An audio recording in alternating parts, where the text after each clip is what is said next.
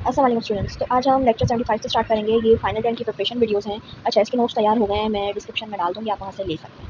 अच्छा, तो इसमें हम कोलॉइड्स और दूसरे मिक्सचर्स के बारे में पढ़ते हैं। एग्जांपल है कि अगर एक कप पानी आप लें, एक ग्लास पानी लें, उसके अंदर मिट्टी डालें और उसको बहुत तेज़ी से आप मिक्स करें, तो आपको क्या नज़र आएगा? आपको नज़र आएगा कि बहुत सारी मिट्टी उसमें उड़ रही है, पानी में घूम रही है। फिर इवेंचुअली क्या होगा? इवेंचुअली थोड़ी देर जब रख दोगे उसको, आहिस्ता-आहिस्ता वो नीचे जाके थम जाएगी। तो ये जो बिहेवियर है ना, कि मिट्टी जैसे पानी के अंदर डिसॉल्व नहीं हो रही, उसमें और तैर रही होती है, उसमें घूम रही होती है। इस बिहेवियर को आप बोलते हो, ये जो सस्पेंडेड मिक्सचर ऑफ पार्टिकल्स होते हैं, इन किस्म के पार्टिकल्स को कोलराइड कहा जाता है, या कोलोइडल सस्पेंशन या कोलोइडल डिस्पर्जन। इनमें से तीनों में से कुछ भी कहा जा सकता है, ठीक है, डिपेंडिंग ऑन किस सिचुएशन में बात हो रही है, कौन सा वर्ड यूज होगा। अच्छा, कोलराइड जो है या टेम्परेरी सस्पेंशन जिसको कहा जाता है, क्योंकि ये मिक्स नहीं हो रही ना, अगर इसको घुमाओगे वापस घूम जाएगी, तो ये टेम्परेरी सस्पेंड हो जाते हैं बस पार्टिकल्स, ये परमानेंटली उसके अंदर मिक्स नहीं हो जाते। तो सस्पेंशन की जो फ्रेज है, ये डिस्पर्स मटेरियल या वर्ड डिस्पर्न डिस्क्राइब ये कर रहा होता है कि मटेरियल जो है एक सस्पेंशन स्टेट में है, analogous to the solute of a solution. यानी अभी ये सस्पेंडेड स्टेट में है, मिक्स नहीं हुए, इसको आप घुमाओगे तो ये वापस तैरने लगेंगे पूरे पानी में। जो फ्रेज हम यूज़ कर रहे हैं डिस्पर्सिंग वाला, डिस्पर्सिंग मीडियम यूज़ होता है दिखाने बताने के लिए जो मटेरियल ऑफ सिमिलर फंक्शन है ना, वो सॉल्वेंट किस तरह है सॉल्यूशंस के अंदर। अच्छा, फोम्स आर लिक्विड्स और solid with a gas dispersed into them. Foam भी बेसिकली लिक्विड से सॉलिड की फॉर्म में होती है, इसके ऊपर गैस गैस आई भी होती है। अच्छा, इमल्जन्स जो होते हैं वो लिक्विड्स होते हैं, सॉलिड होते हैं, जिसके अंदर लिक्विड जो डिस्पर्स हुआ होता है सारी तरफ उनके ऊपर। एरोसोल भी क्लोराइड्स कहलाते हैं, जो गैस के साथ होते हैं, with a gas as dispersing medium. Gas को डिस्पर्सिंग मीडियम के तौर पर रख के आप एरोसोल डिवाइस, एरोसोल जो सॉल्यूशन होते हैं उनको भी क्लोराइड बोलते हो। अच्छा, आइदर ये भी सॉलिड फॉर्म में होते हैं या लिक्विड डिस्पर्जेंट फॉर्म में होते हैं। जो फाइन डस्ट या स्मोक होती है हवा में, वो भी एक एग्जांपल है क्लोराइड का, जो कि सॉलिड है लेकिन गैस के मीडियम में चल रहा है। लेकिन देखो, एग्जाम्पल इसका थोड़ा आप ऐसे, जब हवा उड़ती है, हम कहते हैं कि आजकल डस्ट बहुत उड़ रही है, हवा चलती है तो हवा क्या है? गैस है, लेकिन उसके अंदर डस्ट हो रही है। डस्ट थोड़े सॉलिड सॉलिड पार्टिकल है ना, जो आपको हवा के साथ मिक्स होता हुआ आ रहा है, तो वो फॉर द टाइम बीइंग हवा के अंदर घूम रहा है, और फिर आपको लगता है या नहीं लगता है। बात ये है कि गैस उसका मीडियम है, और जो मिट्टी उड़ रही है वो पार्टिकल्स हैं, और उनको मिला के आप कहते हो कि कोलॉइड स्टेट में है ये। अच्छा, उसी तरह आप स्मोक को भी कह सकते हो। फॉग और मिस्ट जो होता है वो भी इसका एग्जांपल है। वो है कि भाई लिक्विड में, लिक्विड स्टेट का होता है फॉग और मिस्ट जो, तो वो गैस में कैसे एक्ट करता है। लिक्विड डिस्पर्जन मीडिया जो सॉलिड या लिक्विड डिस्पर्जन के साथ है, वो अक्सर ऑफन कंसिडर किया जाता है जब हम क्लोराइड्स की बात करते होते हैं। Homogeneously homogenized whole milk example है एक लिक्विड डिस्पर्जन का, जो कि डिक्रीज लिक्विड में शामिल हो रहा है। क्रीम जो कि ब्रेक डाउन नहीं होती मॉलिक्यूलर साइज मटेरियल्स में, लेकिन स्प्रेड आउट कर देती है पूरे मिल्क में, और कलेक्ट करती है छोटे छोटे माइसेल्स, ऑयली ऑयली मटेरियल और प्रोटीन, जो कि ज़्यादा आयोनिक और हाइड्रोफोबिक पोर्शंस होते हैं, जो कि आउटसाइड ऑफ ग्लोबल मौजूद होते हैं, यानी ज़्यादा fatty, oily, non polar, hydrophobic portions. जो अंदर किसके होते हैं? बॉल शेप रिलेटेड पार्टिकल्स होते हैं। आपने देखा है कि दूध में एक चिकनाहट आ जाती है, दूध में आपको पता है क्रीम होती है, मलाई होती है, आप देखते हो इवेंचुअली दूध पक पक के थोड़ी साइडों से आ जाते हैं, बबल बबल बन जाते हैं। तो ऐसे छोटे छोटे बॉल शेप पार्टिकल्स बनने लग जाते हैं, जो फैटी फैटी होते हैं, ऑयली होते हैं उसके पोर्शन के। तो ये भी कोलरॉइड का एग्जांपल है, क्योंकि देखो वो उसमें डिसॉल्व नहीं है तो वो अलग से हो जाते हैं separate. Blood carries liquid lipids, fat, small bundles और लिपोप्रोटीन्स। ब्लड है ना, वो भी कैरी करता है लिपिड फैट्स, जिसको कहा जाता है लिपोप्रोटीन, जो एक स्पेसिफिक प्रोटीन्स कैरी करते हैं, जो कि क्या कर रहे थे, making a small package with a fat. Protein जो है in a size range to be considered in colloidal suspension in water. Broth या कोई इंडिपेंडेंट प्रोटीन्स ऑफ ब्लड या ऐसे ऐसे जो अनअटैच प्रोटीन होता है मिल्क के अंदर, वो भी कोलोइडल होता है। ये आपके पास बहुत सारे प्रोटीन होते हैं जो सेलुलर फ्लूइड में मौजूद होते हैं लिविंग थिंग्स के, वो सब कोलोइडल सस्पेंशन में मौजूद होते हैं। अच्छा, ये इतने सारे के पॉइंट्स हमने देखे ना। अगर आपके पास सवाल आता है कि कोलोइड क्या होते हैं, उनके एग्जाम्पल दो, इतने सारे एग्जाम्पल दे दिए, आप कोई से भी लिख सकते हो उसके अंदर से। अच्छा, लेक्चर 17 में इसकी प्रॉपर्टीज बता दें। क्लोराइड जो है उनके पार्टिकल डिस्पर्जेंट होते हैं, और बिटवीन 500 नैनोमीटर से 100 नैनोमीटर तक के साइज होते हैं। मिक्सचर जो है सेपरेट नहीं होता, on standing in standard gravity पे मिक्स नहीं होता। देखो, जो मिक्सचर होते हैं वो सेपरेट नहीं हो सकते कॉमन फाइबर फिल्टर से, ठीक है। अब क्या होता है, देखो, जो दूध है उसमें जो चिकनाहट आ जाती है, वो आप क्या छन्नी से छान के निकाल सकते हो? नहीं निकाल सकते। हर किसी का अलग अलग किस्म का फिल्टर होता है, तो उसी से वो निकलेगा। नॉर्मल फाइबर फिल्टर से हर चीज़ नहीं निकल पाएगी। मिक्सचर जो है नेसेसरीली आप उसको ये नहीं बोलोगे कम्प्लीटली होमोजेनियस है, कभी कभार क्लोज इनफ होता है कि आप बोल सको शायद ये होमोजेनियस है। ये जो मिक्सचर होते हैं वो ज़्यादा क्लाउडी अपीयर करते हैं, या फिर ऑलमोस्ट टोटली ट्रांसपेरेंट होते हैं। यानी अगर आप शाइन करोगे ना लाइट उसके थ्रू, तो क्या होगा, एक पाथ ऑफ लाइट नजर आएगी, ये विजिबल होगी कि उसके आर पार लाइट ऐसे जा रही है, और एक स्कैटरिंग ऑफ लाइट होगी, जिसको आप कहते हो टाइडल इफेक्ट। दूध के ग्लास लो, लाइट मारो, देखो कैसा इफेक्ट आता है उसके अंदर, उसको टाइडल इफेक्ट है। There is usually not a definite sharp situation point at which no more dispersion can be taken by the dispersing agent. यानी कोई ऐसा डेफिनेट पॉइंट नहीं है जिस पर आप बोलोगे कि भाई इससे ज़्यादा आप नहीं डाल सकते हो, डिपेंडिंग ऑन के सब वो मटेरियल किसका है कि आप मिक्स कर रहे हो दूसरी अमाउंट में। अच्छा, जो डिस्टर्बेंट होता है उसको कोलुगेट करा जा सकता है और सेपरेट करा जा सकता है। किस तरह? लंपिंग, क्लम करो डिस्पर्जन पार्टिकल्स को हीट के जरिए या किसी और चीज़ के जरिए से, कॉन्सेंट्रेशन इंक्रीज कर दिया पार्टिकल्स का सोल्यूशन, इसके से लंप टुगेदर करके आप उसको हटा दो पूरा। There is usually only small effect of any colligative property due to dispersion. छोटा मोटा इफेक्ट होता है, उसका ज़्यादा नहीं होता कोलोरेटिव प्रॉपर्टीज की वजह से। अच्छा, 77 अब सोलबिलिटी के बारे में। अच्छा, आप अगर ध्यान दो, अगर आपने मैट्रिक इंटर में प्री मेड पढ़ा है, बायोलॉजी पढ़ी है, केमिस्ट्री पढ़ी है, तो ये सारा कॉन्सेप्ट वही है, वही सारी बातें रिपीट हो रही हैं। तो मैं अगेन आपको ये एडवाइस करूँगी कि अगर आपके पास, जैसे बच्चों का हमारे पास तो ये होता है ना, आइडिया मैट्रिक इंटर में हमने किताबें पढ़ी होती हैं, हैंडआउट्स में, तो अगर आप रिकमेंडेड बुक्स भी पढ़ना चाहते हो ना, आप एलएमएस से देख सकते हो कौन सी वो डाउनलोड कर सकते हो। वरना ऑल्टरनेटली आप फर्स्ट ईयर सेकंड ईयर की केमिस्ट्री की बुक लो, उससे स्टडी करो, 9-10 की ईयर केमिस्ट्री की बुक लो, उससे स्टडी करो, तब भी आपका पेपर का बहुत सारे कॉन्सेप्ट्स क्लियर हो जाएंगे।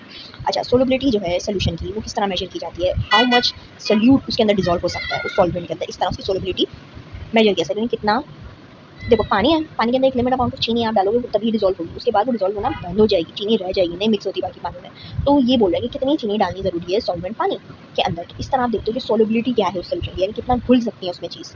अच्छा, सोल्यूशन जो है रीच करता है एक पॉइंट कॉल्ड सैचुरेशन पॉइंट, जहाँ पे और सोल्यूट एक्सेप्ट नहीं हो सकता बाय सॉल्वेंट, यानी वही पॉइंट कि चीनी डाली आपने, 1 चम्मच डाली, 2 चम्मच डाली, मिक्स होगी, तीसरा चम्मच डालोगे 1 ग्लास पानी में तो नहीं मिक्स होगी, तो वो उसका सैचुरेशन पॉइंट हो गया। ये एग्जाम्पल आप एग्जाम में भी लिख सकते हो, फिर आने दो।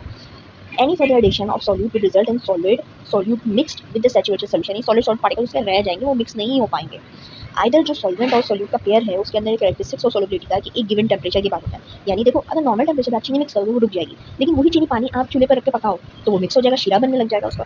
Usually as you increase the temperature the increase amount of solute will be able to dissolve. इसमें भी ये कहते हैं कि जैसे जैसे टेम्परेचर बढ़ाओगे जो एक्स्ट्रा सोल्यूट जो है जो उसमें मिक्स नहीं हो रहा है वो उसके अंदर मिक्स होने लगेगा फिर। अब यहाँ पे कह रहे हैं take a pyrex measuring cup and put exactly a cup of table sugar.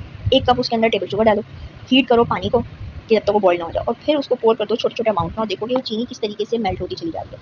Cup का बेसिक जो मटेरियल है, जो चीनी मेल्टली भी उसे वो कैसे मेल्ट हो जाएगी।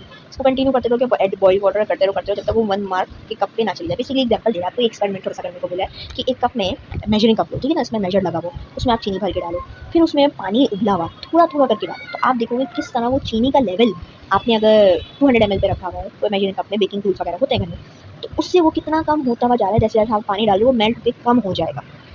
अच्छा, हीट ज़रूरत होती है अगर आपने शुगर को डिसॉल्व करना है, और उसको स्टर करो वो और डिसॉल्व होती चली जाती है। सोल्यूशन जो है वो बहुत क्लोज होगा अपने सैचुरेशन पॉइंट पे, जैसे वो टेम्परेचर ऐसा रीच करेगा। सोल्यूशन जो है वो एंड हो जाएगा कहाँ पे, जब वो रूम टेम्परेचर पे आएगा। रूम टेम्परेचर आएगा तो रुक जाएगा, लेकिन जब आप उसको पकाते रहोगे तो और होता रहेगा, मिक्स होता रहेगा। अब इसी में कह रहा है कि और चीनी डालो और उसको मिक्स करो, डिसॉल्व करने की कोशिश करो, करते रहो जब तक आप सक्सीड होते हो। फिर जो सैचुरेटेड सोल्यूशन है उसको और अनडिसॉल्व शुगर के अंदर शुगर डालो और उसको माइक्रोवेव में रख दो, और देखो कि हीट होने तक, वो गर्म होने तक वो कितना और डिसॉल्व हो रहा है। अगर थर्मामीटर है तो आप चेक कर सकते हो कि इस मिक्सचर का बॉइलिंग पॉइंट क्या है। इसको आप ऑब्जर्व करो सोल्यूशन को, और देखो निकाल के माइक्रोवेव से काउंटर पर रखो, नोटिस करो कि किस टेम्परेचर पर जो शुगर है ना वो क्रिस्टलाइज होने लग जाती है। देखो, अगर आपने चीनी ली, सिर्फ चीनी, उसको आपने अवन में रख दिया तो उसको कैरमलाइज करने को कहना है, आपने वो कर दिया तो मेल्ट होकर ब्राउनिश ब्राउनिश सा कलर हो जाएगा। अब कह रहे हैं कि वापस उसको निकालो, आप काउंटर पे रख दो और फिर देखो कि वापस वो क्रिस्टल क्रिस्टल जैसी फॉर्म में कब तक आती है, कौन से टेम्परेचर पर आती है। अगर इस एक्सपेरिमेंट को प्रॉपर्ली आपने किया तो आपको क्रिस्टल नजर आएंगे कब, जब टेम्परेचर फार बिलो हो जाए जो आपने सोचा। आपने सोचा रूम टेम्परेचर पर, नहीं, काफ़ी बहुत ठंडा सा हो जाएगा ना जब, तो वापस छोटे छोटे दाने बन जाएंगे उसके। ऑब्वियसली बिल्कुल वैसा नहीं बनेगी चीनी जैसे थी पहले, लेकिन उसमें भी क्रिस्टल्स फॉर्म हो जाएंगे। अगर सोल्यूशन को बॉईल करो माइक्रोवेव में एनफ, यानी बहुत देर तक मौके में रखो, अच्छे से वो पक जाए चीनी और सारे डिजॉल्व हो जाए ट्रेसेस जितने भी क्रिस्टल्स के उसके अंदर मौजूद थे, तो वो जो सैचुरेटेड सोल्यूशन है ना वो डिपॉजिट हो जाएगा शुगर के अंदर, यानी सब कुछ मिक्स हो जाएगा उसके अंदर। अब इस one time solution super saturated हो जाएगा beyond the normal amount of solute जो कि सोल्यूशन में होना था, तो उसको सुपर सैचुरेशन कहा जाता है। यानी हमने देखा था कि 1 गिलास पानी में कितना आप चीनी डालोगे तो हो जाएगा। अब अगर आप एक्स्ट्रा एक्स्ट्रा डालते रहो और फिर उसको मज़ीद पकाते रहो तो उसको सुपर सैचुरेशन कहा जाता है, क्योंकि बेसिकली एक अनस्टेबल कंडीशन भी कहा जाती है, क्योंकि जितना अमाउंट नॉर्मल भी उसके अंदर मिक्स होने का था आपने उससे भी ज़्यादा डाल दिया। अगर जो क्रिस्टल है प्रेजेंट वो सुपर सैचुरेटेड सोल्यूशन है, तो जो क्रिस्टलेशन है सोल्यूट की वो अगर होगी बहुत ज़्यादा रैपिडली, यानी तेज से। अब सिम्प्लिफिकेशन यूज़ की जाए क्लासिफाइंग मटेरियल्स की, तो आइदर जो सोल्यूबल या नॉट इन वाटर है कि रूम टेम्परेचर में मिक्स नहीं हो पाए, तो उनको आप ज़्यादा ईजी और जनरल रूल्स होते हैं उनको प्रिडिक्ट करने के लिए कि वो ज़्यादा मिक्स होंगी या नहीं होंगी। जैसे कि आपको पता है कि चीनी रूम टेम्परेचर पे मिक्स होगी एक हद में, आपको पता है नमक रूम टेम्परेचर में मिक्स होगा, नमक तो बहुत सारा लोग डिजॉल्व होता रहेगा। ये रूल्स हैं कुछ यूजफुल जो आप प्रिडिक्ट कर सकते हो कि कौन सा सोल्यूशन किस कंडीशन में कैसे रिएक्ट करेगा, आयन रिएक्शंस कैसे होगा, डबल डिस्प्लेसमेंट रिएक्शन कैसे होगा, डिपेंड करता है कि इनसॉल्युबिलिटी ऑफ सॉल्ट कितनी है। अगर सॉल्ट का एग्जांपल लो तो पॉसिबल प्रोडक्ट के साथ रिएक्शन किस तरह करेगा। गुड आइडिया, थोड़ा आइडिया आपको ध्यान में रखना होता है कि ये छोटे से रूल्स फॉलो करना, आपको पता होगा कौन सा सोल्यूशन ज़्यादा सॉल्युबल है कौन सा नहीं। देखो, पहला है कि ऑलमोस्ट सारे जो सिंपल आयोनिक कंपाउंड्स होते हैं जो ग्रुप 1 एलिमेंट्स होते हैं, प्रोडक्ट टेबल देखो उसमें ग्रुप 1 एलिमेंट्स की बात हो रही है, या अमोनिया आयंस NH4 पॉजिटिव वाले, ठीक है, वो सॉल्युबल होते हैं। सारे जो नाइट्रेट्स होते हैं और मोस्टली सल्फेट्स और मोस्टली क्लोराइड्स वो भी सॉल्युबल होते हैं इजीली। नोटेबली एक्सेप्शन इस रूल में ये है कि barium sulphate, led to sulphate और सिल्वर क्लोराइड ये नहीं होते हैं इजीली, ठीक है।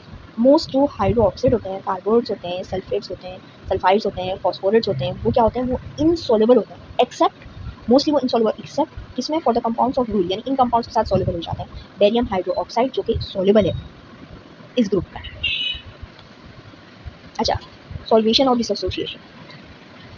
डिसोल्यूशन का मतलब क्या है? Dissolution means the process of dissolving और forming a solution.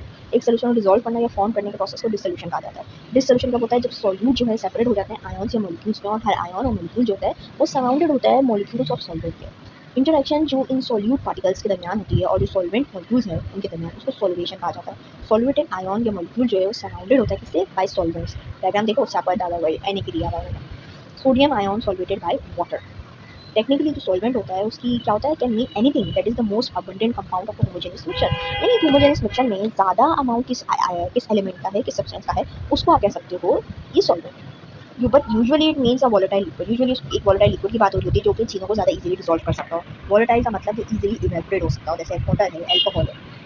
Most common solvent जो है वाटर है, जिसको यूनिवर्सल सॉल्वेंट भी कहा जाता है। जब आप स्कूबा डाइव करते हो, अच्छा स्कूबा डाइव का आपने कॉन्सेप्ट देखा हो नहीं देखा हो, आप इंटरनेट पर सर्च करेंगे आपको पता चल जाएगा क्या होता है। एग्जाम्पल दे रहा है, जब आप स्कूबा डाइव करते हो ओशन में, तो you will need to rinse your gear with water afterwards to remove the salt. आप बेसिकली एक कॉस्ट्यूम होता है, एक वो आपने पहनना होता है, ठीक है, वो रबर टाइप का होता है, वो मटेरियल अलग होता है, वो पहन के जाते हो, आप समंदर में डूबते हो, बिल्कुल अंदर तक स्विमिंग कर रहे होते हो, ठीक है, स्कूबा डाइव कर रहे होते हो। फिर जब आप वहाँ से बाहर निकलते हो ना, तो आपको अपने ऊपर पानी डालना होता है, साफ मीठा पानी डालना होता है, ताकि जो समुद्री नमक पूरा पूरा आपके ऊपर लगा हो वो रिंस ऑफ हो जाए, हट जाए। सॉल्ट जो है पानी में डिजॉल्व हो जाता है और इस वजह से वो वॉश अवे हो जाता है, लेकिन जो पानी होता है वो एवोपरेट हो जाएगा आपके कपड़ों में से, और गियर आपका ओवरऑल बिल्कुल साफ हो जाएगा। ये एक टिपिकल एक्शन है जो सॉल्वेंट परफॉर्म करता है। सॉल्वेंट जो है वो पोलर नॉन पोलर दोनों हो सकते हैं। जो पोलर सॉल्वेंट होता है वो पार्शियली नेगेटिव और पॉजिटिव चार्जेस कैरी करता है। फॉर इंस्टेंस वाटर जो है पार्शियली नेगेटिव चार्ज कैरी करता है O पे, और पार्शियली पॉजिटिव चार्ज कैरी करता है H पे। जो सिंबल सिग्मा है उसका मतलब होता है partial charge, less than charge on one proton या electron, such as sigma plus या सिग्मा माइनस। ये बेसिकली हेल्प करता है सॉल्वेंट को इंटरेक्ट करने के लिए सॉल्वेट आयंस के साथ और पोलर मॉलिक्यूल्स के साथ थ्रू पोलर इंटरेक्शन। जो नॉन पोलर सॉल्वेंट होते हैं वो बेसिकली इलेक्ट्रिकली न्यूट्रल होते हैं ओवरऑल, ठीक है, या ऑलमोस्ट सो कह लो उसको, ऑलमोस्ट यानी होते हैं न्यूट्रल। ऑयल हो या गैस हो आपकी कार में, वो एग्जाम्पल है नॉन पोलर लिक्विड्स का, जो कि सॉल्वेंट्स की तरह यूज़ किए जा सकते हैं। नॉन पोलर सॉल्वेंट्स होते हैं वो गुड हैं, किसके लिए अच्छे हैं, किसके लिए डिजॉल्विंग, जो नॉन पोलर सोल्यूट्स हो। नॉन पोलर के अंदर नॉन पोलर डिजॉल्व करो तो बेस्ट है, जैसे कि वाटर जो है, वाटर सॉल्ट और शुगर वो अच्छे से मिक्स नहीं होंगे ऑयल में, ठीक है, आप करके देखो, पानी में आप अगर तेल डालोगे नहीं मिक्स होगा, चीनी में डालोगे, चमक में डालोगे नहीं सही से मिक्स होगा। वाटर पोलर मॉलिक्यूल है, लेकिन इथेन नॉन पोलर मॉलिक्यूल। अच्छा, लेक्चर 79 प्रीसिपिटेशन। प्रीसिपिटेशन बेसिकली एक प्रोसेस है जिसके अंदर कंपाउंड जो निकल रहा है सोल्यूशन के अंदर से, ये अपोजिट होता है डिसोल्यूशन और सॉल्वेशन का, ठीक है। डिसोल्यूशन में जो सॉल्यूट पार्टिकल्स थे वो सेपरेट होते थे एक दूसरे से और सराउंडिंग से, जो कि सॉल्वेंट मॉलिक्यूल्स की थी। प्रीसिपिटेशन में जो सॉल्वेंट पार्टिकल्स होते हैं वो एक दूसरे को ढूंढते हैं और एक सॉलिड फॉर्म कर लेते हैं। इस सॉलिड को आप प्रिसिपिटेट या समटाइम्स पीपीटी भी कहते हैं। सॉलिबिलिटी जो इक्विलिब्रियम पे मौजूद है। प्रेसिपिटेशन और डिसोल्यूशन जो है वो अच्छे एग्जांपल हैं डायनामिक इक्विलिब्रियम के। किसी भी टाइम पे एक सोल्यूशन होगा जिसके अंदर थोड़ा बहुत सॉलिड सोल्यूट मौजूद होगा, तो दोनों प्रोसेसेस एक साथ हो रहे होंगे। कुछ मॉलिक्यूल्स और आयन जो होते हैं वो सॉलिड को छोड़ देते हैं और सॉल्वेटेड बन जाते हैं, और कुछ सॉल्वेटेड सोल्यूट पार्टिकल्स जो होते हैं वो बम करेंगे सॉलिड के अंदर। तो इसका जो रेट होगा दो प्रोसेसेस का वो डिटरमाइन करेगा कि ओवरऑल इफेक्ट क्या है। अगर पार्टिसिपेशन होती है ज़्यादा जल्दी, then a solid can come out of the solution very quickly, यानी अगर पार्टिसिपेशन ज़्यादा जल्दी हो रही है तो एक सॉलिड फॉर्म में कोई चीज़ निकल आएगी सोल्यूशन के अंदर से। अगर डिसोल्यूशन ज़्यादा हो रही है तो सॉलिड डिजॉल्व हो जाएगा। डिपेंड करता है किसका रेट ज़्यादा तेज़ है। जैसे जैसे सोल्यूशन ज़्यादा कॉन्सेंट्रेटेड बनता रहता है, वैसे वैसे जो रेट ऑफ पार्टिसिपेशन है वो इंक्रीज़ करता है और रेट ऑफ डिसोल्यूशन डिक्रीज़ होता है। तो इवेंचुअली जो कंसंट्रेशन है वो रुक जाती है चेंज होना, और इस पोर्शन को, इस स्टेट को फिर इक्विलिब्रियम कहा जाता है, और वो इसी स्टेट में फिर स्टक हो जाता है। Precipitation reactions. अच्छा, प्रिसिपिटेशन जो होता है बहुत सारे रीज़न की वजह से हो सकता है, जैसे कि कूल कर दिया हो किसी सोल्यूशन को, रिमूव कर दिया हो कुछ सॉल्वेंट एवोपरेशन के थ्रू, या दोनों ही कंडीशन हुई हो। ये ऑफन होता है एक, जो प्रिसिपिटेशन है ना, ये ऑफन यूज़ करते हैं आप प्योरीफाई करने के लिए कंपाउंड को। अच्छा, you can also have a precipitation reaction, जहाँ पे आप दो सॉल्यूशन को मिक्स टुगेदर करते हो एक नया कॉम्बिनेशन बनाने के लिए आयंस का, जो कि बेसिकली सुपर सैचुरेटेड फॉर्म में होता है एक कॉम्बाइंड सॉल्यूशन की नज़र में। अच्छा, एग्जाम्पल इसमें दे रहे हैं कि अगर देखो फॉर एग्जाम्पल अगर आपने मिक्स किया सोल्यूशन सिल्वर नाइट्रेट का और सोडियम क्लोराइड का, तो जो सिल्वर क्लोराइड है वो बहुत ज़्यादा इनसॉल्युबल होता है, तो वो पार्टिसिपेट कर जाएगा, leaving soluble sodium nitrate in solution, और सोडियम नाइट्रेट सोल्यूशन में मिक्स रह जाएगा। पार्टिसिपेशन रिएक्शन जो होता है वो एक अच्छा तरीका है प्रिपेयर करने का सॉल्ट, अगर आप अदर सॉल्ट से निकालना चाहते हो उसको, तो जैसे कि राइट आयन और कैशन से। पार्टिसिपेशन रिएक्शन जो है वो आप यूज़ कर सकते हो डिटेक्ट करने के लिए कि प्रेजेंस है कुछ पर्टिकुलर आयन्स किसी सोल्यूशन में। फॉर इंस्टेंस अगर आप टेस्ट करते हो क्लोराइड का, आयोडीन का, ब्रोमाइड का एक अननोन सोल्यूशन में किस तरह ऐड करके सिल्वर आयन को, तो आप लुक करते हो पार्टिसिपेशन। अगर आपने first year second year chemistry पढ़ी है तो उसमें प्रैक्टिकल्स भी होते हैं इस चीज़ के, जिससे आपको सिखाया जाता है कि आपने कैसे डिटरमाइन करना है कौन कौन सा एलिमेंट्स है। देख लो यहाँ पे आपको दिखा रहा है एग्जाम्पल, अनसैचुरेटेड सोल्यूशन में किस तरह होता है, सैचुरेटेड सोल्यूशन में किस तरह मॉलिक्यूल्स ऐड कर रहे होते हैं, सुपर सैचुरेटेड में कैसे कर रहे होते हैं, और फिर पार्टिसिपेट फॉर्म में किस तरीके से वो अलहदा ही हो जाते हैं क्रिस्टलाइज फॉर्म में। प्रिडिक्ट करना कि पार्टिसिपेशन रिएक्शंस कैसे हैं, अगर हमारे पास यहाँ पे लिस्ट है सोलिबिलिटी रूल्स की, इस लिस्ट को यूज़ करके आप प्रिडिक्ट कर सकते हो कि पार्टिसिपेशन रिएक्शन जो है वो कब अकर होगा या नहीं होगा। रीज़न ये है कि यूजुअली जो आयन्स होते हैं वो सेपरेट हो जाएंगे, और जब ये सेपरेट हो जाएंगे तो ये पार्टिसिपेट जो है न्यू पार्टनर्स फॉर्म कर लेते हैं, न्यू पार्टनर्स ढूंढ लेते हैं। More the original compound ions जो होते हैं वो ज़्यादा सेपरेट हो जाते हैं एक दूसरे से, और फिर ये प्रोसेस कंटिन्यू रहता है। मोस्ट जो नाइट्रेट और एसिडिक सॉल्ट्स हैं वो सोलुबल हैं, मोस्ट एल्कलाई और कैशंस एंड अमोनियम सॉल्ट है वो भी सोलुबल है, most chloride bromide and iodine salts soluble हैं except argon, AG, baby, lead, H G. Most sulphate salts soluble होते हैं, लेकिन बेरियम, कैल्शियम और पीबी नहीं होते। मोस्ट हाइड्रो ऑक्साइड सॉल्ट जो होते हैं थोड़े सोलुबल होते हैं, लेकिन जो सोडियम और पोटेशियम है वो हाईली सोलुबल होते हैं। मोस्ट सल्फाइड, कार्बोनेट और फॉस्फोरस सॉल्ट्स वो थोड़े थोड़े सोलुबल होते हैं, लेकिन एक हद तक होंगे फिर नहीं हो पाते। 81 अच्छा, partial reaction two, partial reaction जो होता है वो कब होता है, जब कैशन और आयन एक एक्वस सॉल्यूशन में कंबाइन हो फॉर्म करने के लिए एक इनसॉल्युबल आयोनिक सॉलिड, इसको पार्टिसिपेट कहा जाता है। अच्छा, वेदर और नॉट एक रिएक्शन अगर हो ये डिटरमाइन करता है कि भाई आप सॉलिबिलिटी रूल जो है वो चेक करो कॉमन आयोनिक सॉलिड्स का जो हमने अभी पढ़ा, क्योंकि सारे जो एक्वस रिएक्शंस होते हैं वो पार्टिसिपेट्स फॉर्म नहीं करते। एक must consult solubility rules, one must consult solubility rules before determining the state of products and writing a net ionic equation। यानी जो हमने अभी रूल्स बोले solubility के, आपने पहले वो कंसल्ट करना है इससे पहले कि आप डिटरमाइन कर पाओ कि आपका जो सोल्यूशन है, जो मिक्सचर आप बना रहे हो उसके अंदर क्या पार्टिसिपेट होगा भी या नहीं होगा। एबिलिटी टू प्रिडिक्ट रिएक्शंस, ये रिएक्शन प्रिडिक्ट करने की एबिलिटी साइंटिस्ट को अलाउ करती है डिटरमाइन कर सके कौन से आयन्स प्रेजेंट है किसी सोल्यूशन में, और अलाउ करता है इंडस्ट्रीज को कि वो फॉर्म कर सकें chemicals by extracting components from these reactions.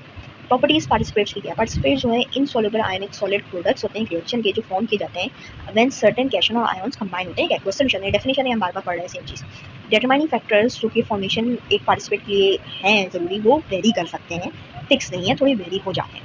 कुछ रिएक्शन जो है वो डिपेंड करते हैं टेम्परेचर पे, जैसे कि सोल्यूशन है यूज़ किया जा रहा है अगर बफर्स के लिए, वेयर जो सोल्यूशन डिपेंड कर रहे हैं किसी सोल्यूशन की कंसंट्रेशन पे, वो उस पर डिपेंड करेंगे। जो सॉलिड प्रोड्यूस होते हैं पार्टिसिपेट रिएक्शन में वो क्रिस्टलाइन सॉलिड्स होते हैं और उनको suspended through out the liquid या फॉल टू बॉटम सोल्यूशन हो जाता है, ठीक है, या तो सस्पेंडेड फॉर्म में रहेंगे लिक्विड के अंदर या तो वो बॉटम में अलग से हो जाएंगे। दो कंपोनेंट्स इस मिक्सचर के जिसमें पार्टिसिपेट और सस्पेंडेड हो रहा है वो सेपरेटेड हो जाते हैं अलग अलग तरीके के थ्रू, जैसे कि आप फिल्ट्रेशन से कर सकते हैं, सेंट्रीफ्यूगेशन से कर सकते हैं या डिकैंटिंग से कर सकते हैं। देखो सस्पेंशन के तीन ये बताया था ना, जैसे सोल्यूशन है आप उसमें या तो वो ऐसे सस्पेंडेड फॉर्म में रहेगा और तैर रहा है पूरा, या सुपरनेट हो जाएगा यानी नीचे बैठ जाएगा, वो नीचे बैठ जाएगा पार्टिसिपेट और बाकी अलग हो जाएगा, तो वो जो अलग हुआ पोर्शन उसको सुपरनेट कहा जा रहा है। एप्लीकेशन और एग्जांपल, पार्टिसिपेट रिएक्शन जो है वो यूजफुल है डिटरमाइन करने के लिए कि वेदर एक सर्टेन एलिमेंट जो है वो प्रेजेंट है सोल्यूशन में या नहीं।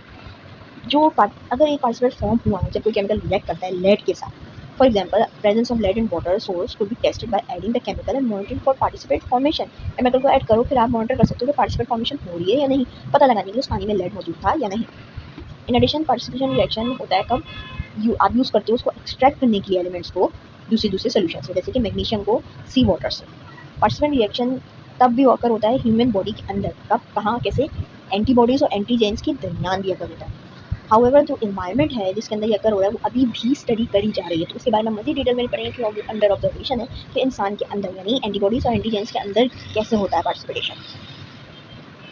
82 फ्रैक्शनल डिस्टिलेशन, ये एक प्रोसेस है जैसे कि हीटिंग या बॉइलिंग होता है जो कि यूज़ किया जाता है सेपरेट करने के लिए वोलेटाइल लिक्विड सॉल्यूशन को एक दूसरे से, ताकि ज़्यादा वो सिंपलर और फ्रैक्शनल सब्सटेंस बना सके। इस प्रोसेस को कैरी आउट किया जाता है कंपोनेंट एवोपरेट करके, आफ्टर जिससे उसको हीट करो तो एवोपरेट हो जाए। तो upon reaching there boiling point, जैसे उनका बॉइलिंग पॉइंट रीच करते हैं जो सब्सटेंस होते हैं वो एवोपरेट कर देते हैं सोल्यूशन और ट्रांसफर कर देते हैं टू न्यू कंट्री। आपको पता है एक बॉइलिंग पॉइंट के बाद स्टीम बनके उड़ जाता है, उसी तरह प्रोसेस ये जो है एक्चुअल फ्रैक्शन डिस्टिलेशन का, इसके अंदर डिस्प्ले आप कैसे करते हो, हीट जो कर रहे हो मिक्सचर कंटेनिंग दो या दो से ज़्यादा सब्सटेंस होने से वाटर और इथेनॉल सोल्यूशन ले लिया, तो मिक्सचर जो है आप पहले बॉइल करना शुरू करोगे फिर वेपोराइज होने लगेंगे कुछ एलिमेंट, जैसे इथेनॉल की जो बॉइलिंग पॉइंट है वो 78.4 सेल्सियस है, लेकिन वाटर का वो 100 सेल्सियस है। जब तक वाटर का बॉइलिंग पॉइंट रीच होगा इथेनॉल का बॉइलिंग पॉइंट रीच हो चुका है, वेपोर जो है वो गो थ्रू करेंगे एक फ्रैक्शनल डिस्टिलेशन में, जो कि फ्रैक्शनल डिस्टिलेशन कॉलम में, जो कि लॉन्ग ग्लास ट्यूब का एग्जांपल दे रहे हैं। ये पूरा दिखाया नहीं है ना मैं आपको, इसमें पूरा इनके अलग से अपरेटिस होता है वो यूज़ करा होता है। खैर वेपोर जो राइज होगा टॉप पे और फिर बिगिन करने लगे कूल डाउन, जैसे जैसे वो अपने सेकंड कॉलम यूज़ करेगा। जो कंडेंसर होते हैं कमर्शियल प्रोसेसेस में, जो कि आधा मैकेनिक्स, वो बेसिक मैकेनिक्स होते हैं जो कि कूल डाउन कर रहे होते हैं इस वेपर को। कंडेंसेशन जो होती है बेसिकली वेपर को वापस लिक्विड बनाने को कहा जाता है। ये फेज़ कब होता है? जब वेपर जो है वो कूल डाउन हो जाए तो वो लिक्विड बन जाता है। फाइनली वो जो सब्सटेंस है वो ट्रांसफर होगा एक कंटेनर में दूसरी एंड पे, और वो सेकंड डिस्टिलेशन कॉलम में आ जाता है। अच्छा, फ्रैक्शनल डिस्टिलेशन यूनिट, ये देखो ये बना के दिखाया है, ठीक है। बंसर बर्नर है, यहाँ पे आपका एलिमेंट है जो कि आपने बॉईल कर रहे हो। अब क्या होगा, ये स्टीम बन के यहाँ से उड़ रहा है। अब ये जा रहा है, जो स्टीम यहाँ पे वेपर्स इसके काउंट हो रहे हैं जाते जाते कंडेंसर में, और फिर टिप टिप टिप यहाँ पे वापस पानी जमा हो रहा है। Example, petroleum refineries distillation process use करती हैं ताकि वो सेपरेट कर सकें क्रूड ऑयल उसमें से। डिस्टिलेशन जो है इन नेचर ऑफ वाटर किया जाता है ताकि आप उसको प्योरीफाई कर सकें।